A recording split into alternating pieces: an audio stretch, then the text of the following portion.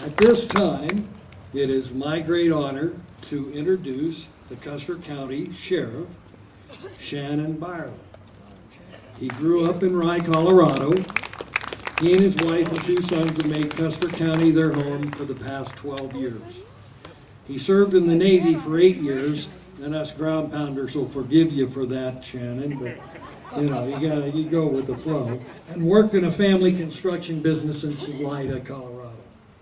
He won the recent election for sheriff in Custer County after serving for many years in the Canon City Police Department. So many of you probably already know Shannon. He is active in the community. He coaches the Custer County High School boys basketball team, and he serves on the Custer County Fair Board, in addition to being the sheriff. A great American and a patriot, I give you Sheriff Shannon Byerly.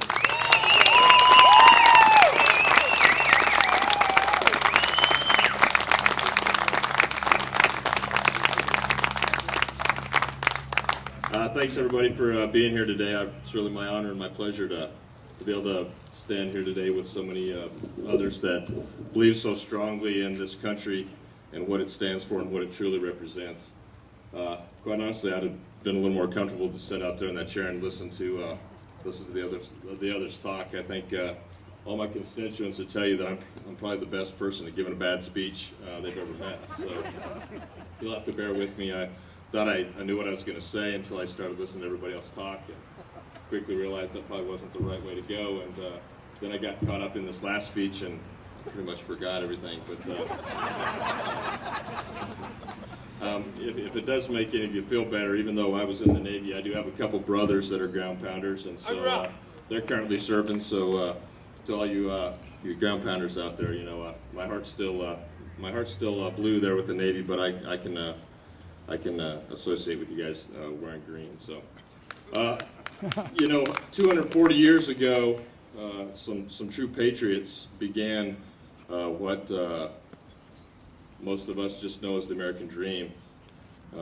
They put on the line so much and sacrificed so much so that today we could stand here, and in many ways we look at the same fight that they did so many years ago.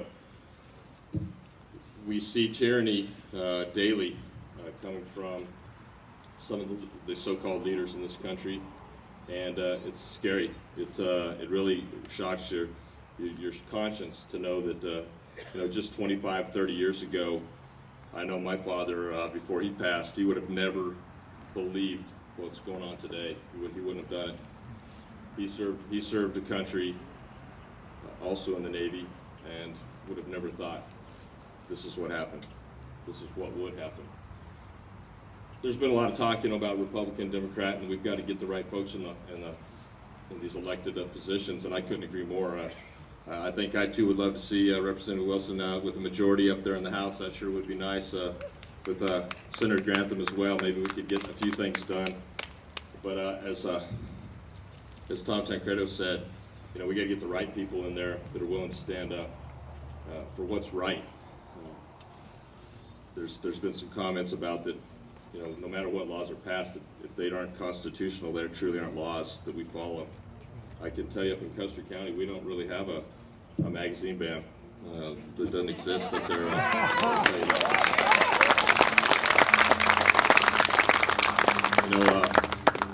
I'm not going to get into politics. I'm just going to say that it all starts with each of you that are just standing out there, sitting out there today, and it carries over. Be a strong influence to your kids, to your grandkids, to your aunts, to your uncles, to your nieces, to your nephews. Get the word out, talk to them, sit down and have meaningful dialogue.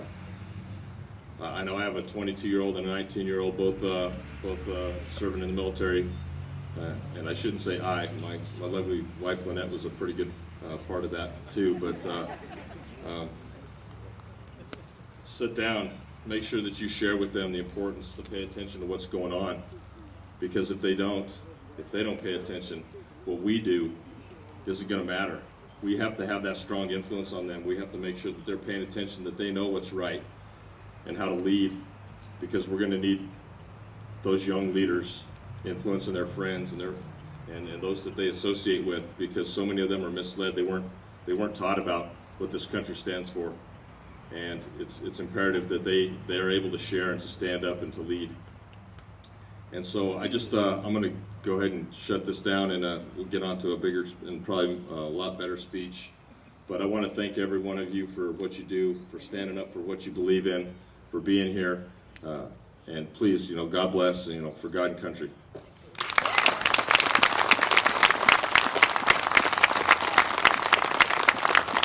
Thank you very much, Byerly. We